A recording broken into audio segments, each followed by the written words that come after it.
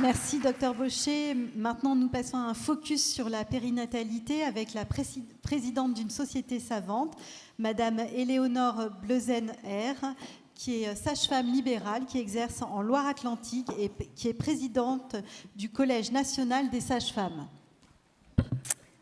Bonjour à toutes et tous, merci en tout cas pour l'invitation. J'ai la responsabilité de parler de ce gros sujet de la périnatalité. Donc je tiens à dire que mon propos ne concernera pas notamment tout ce qui va être en lien avec la néonatologie, où là c'est les pédiatres directement qui ont fait des livres blancs en tout cas et des recommandations par rapport à ça. Alors, je vais structurer mon propos en 5 points. Je sais que la question que vous attendez, c'est concernant les maternités, et notamment les petites structures, mais j'y viendrai en fin de propos pour vous mettre en haleine. Alors, sur les effectifs insuffisants, puisque c'est majoritairement en fait la cause de fermeture, entre autres, de maternités. Pourquoi des effectifs insuffisants? Car des effectifs en tension. Alors ça tombe très bien, on parle de santé mentale. Déjà, on a des besoins et des conditions d'exercice qui sont différentes des générations précédentes, avec un équilibre notamment vie perso, vie pro qui est différent.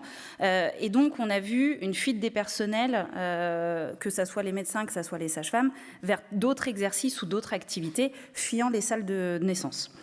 On remarque aussi que le taux de burn-out chez les professionnels de périnatalité sont très importants. Alors, selon le Collège national des gynécos de France, la spécialité gynécologie obstétricale présente un des taux les plus élevés de burn-out. Et au niveau des sages-femmes, on a fait une enquête, nous, au niveau du Collège national des sages-femmes, où 42,3% des cliniciennes salariées étaient estimées en burn-out, notamment pour une charge de travail importante, et 65% des sages-femmes coordinatrices. Donc forcément, qu'est-ce qu'il faut faire pour éviter la fuite? C'est rendre attractif la maternité, et notamment le secteur de la salle de naissance. Déjà, un des premiers points, ça serait reconnaître enfin la valeur des soins, puisque les activités de gynécologie obstétrique restent aujourd'hui insuffisamment valorisées au regard des moyens humains, techniques et organisationnels qu'elles mobilisent. D'autre part, les urgences gynécologiques obstétricales ne bénéficient toujours pas d'un statut comparable à celui des urgences générales, ce qui fragilise l'attractivité des équipes et la pérennité des structures.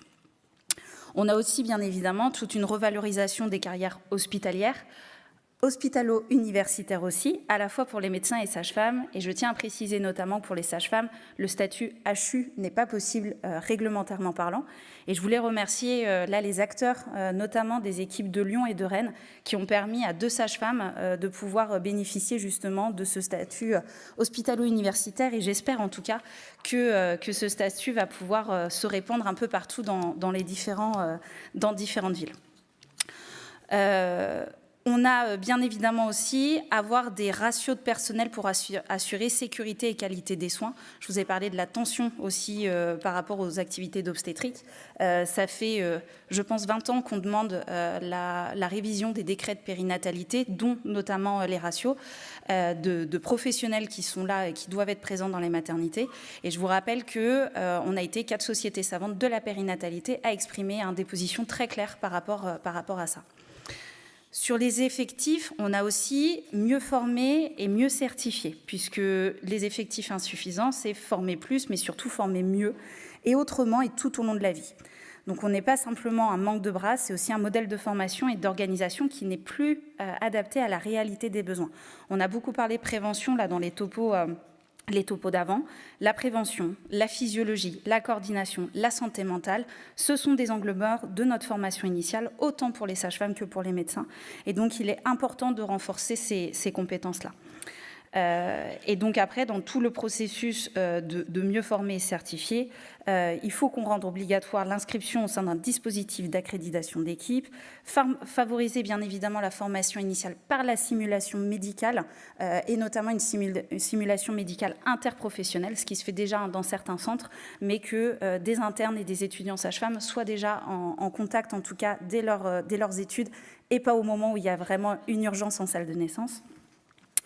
Mettre en place une certification des services de maternité avec vraiment des indicateurs pertinents de sécurité, qualité, proximité, qu'il y ait un projet de service, qu'il y ait la qualification des expériences des professionnels, l'évaluation des pratiques, etc. Ce qui est encore un peu pauvre au niveau de la maternité. Un deuxième point qui est important pour moi dans tout ce qui est la réorganisation de la périnatalité, ça va être justement le parcours. On parle souvent de parcours de soins. L'objectif, ça va être une meilleure organisation, une meilleure structuration de ce parcours. Et pour ça, il y a deux enjeux. Déjà, la coordination par un interlocuteur identifié par les usagers et les professionnels de santé. Et le deuxième point, le deuxième enjeu, la rationalisation des soins. Donc sur la coordination, vous le savez, la périnatalité mobilise plusieurs acteurs qui rend parfois le parcours confus, autant pour les professionnels de santé que pour les usagers. Et puis on a des actions de prévention qui existent, mais qui sont malheureusement non systématiques. Et je vous prends des noms: bilan prénatal, entretien prénatal précoce, préparation à la naissance, entretien postnatal précoce, qui peut-être ne vous parlent pas alors qu'ils sont obligatoires dans le parcours de soins. Donc déjà, on a dans ce parcours-là valorisé tout ce qui va être le préconceptionnel, parce qu'on sait qu'on va limiter les risques en identifiant les facteurs de risque et en orientant déjà vers le bon professionnel de santé et vers la bonne structure. Donc ça, c'est important d'avoir au niveau de la consultation préconceptionnelle déjà un acte à créer, puisqu'il n'existe pas en fait dans la cotation des actes. On a des recommandations là qui sont en cours par la HAS et on espère en tout cas que ça va permettre de vraiment anticiper tout projet de grossesse, à la fois pour les professionnels de santé, mais aussi bien évidemment pour les usagers. La coordination, elle passe aussi pour nous par une porte d'entrée, notamment s'il y a une grossesse à bas risque, qui est la sage-femme. La sage-femme peut être vraiment le pivot du parcours de soins, avec cette entrée par ce professionnel de santé et orientation, bien évidemment, s'il y a besoin, vers des spécialités. Il est important aussi pour nous de définir le bas risque. On a vu que la maternité, la périnatalité, c'est beaucoup technisé. Et en tout cas, on en oublie pratiquement la physiologie. Et donc, ça, c'est important aussi de définir le bas risque en France qui n'existe pas alors qu'il est présent dans d'autres pays européens notamment. Et puis, on parlait de coopération ville-hôpital. Qu'est-ce qu'on aimerait en périnatalité? Avoir un logiciel commun qui soit transmissible entre la ville et l'hôpital, puisque là, le virage ambulatoire, en tout cas, a été vraiment pris au niveau de la périnatalité. Et c'est vrai que ça pose parfois des soucis quand il faut adresser à l'hôpital ou quand la femme, par exemple, va aux urgences en cours de grossesse et qu'elle n'est pas connue du système de maternité. Et puis pour finir sur le parcours, la rationalisation des soins. Alors l'HAS a fait des recommandations par rapport à des suivis recommandés, suivi A, A1, A2, B, qui permettent en fait d'orienter vers le bon professionnel. Ceci n'est pas forcément respecté, ça c'est la première chose. Et on se rend compte dans les faits qu'il y a beaucoup de médecins, notamment gynécologues obstétriciens, qui suivent des grossesses qui sont sans complications et des sages-femmes qui vont se retrouver avec des complications dans la grossesse. Donc, il est important pour nous aussi de rationaliser tout ça et donc toujours d'avoir cette porte d'entrée par la sage-femme et donc d'essayer d'avoir en tout cas accès au gynécologue obstétricien pour une raison vraiment médicale et de pathologie. Et bien évidemment, intégrer aussi les PMI, mais ça, je ne peux pas m'étendre plus là-dessus. L'autre objectif aussi de la périnatalité, c'est vraiment de territorialiser la périnatalité. On a parlé beaucoup de fermeture de maternité. En fait, le problème, c'est qu'il faut vraiment se mettre à l'échelle d'un territoire. Ce n'est pas au niveau national qu'on va pouvoir décider sur est-ce qu'il faut fermer telle ou telle maternité. Une des choses, en tout cas, qu'il faut améliorer, c'est les transferts, enfin la régulation et les transferts périnataux. Actuellement, il n'y a pas de transferts médicaux spécifiques à la périnatalité. Et donc ça, c'est important de les avoir, notamment les professionnels sages-femmes et obstétriciens qui ne sont pas forcément intégrés dans des décisions de régulation ou dans des SMUR directement. Il n'y a pas non plus de projets territoriaux de périnatalité, ou alors s'ils sont existants, ils sont très théoriques.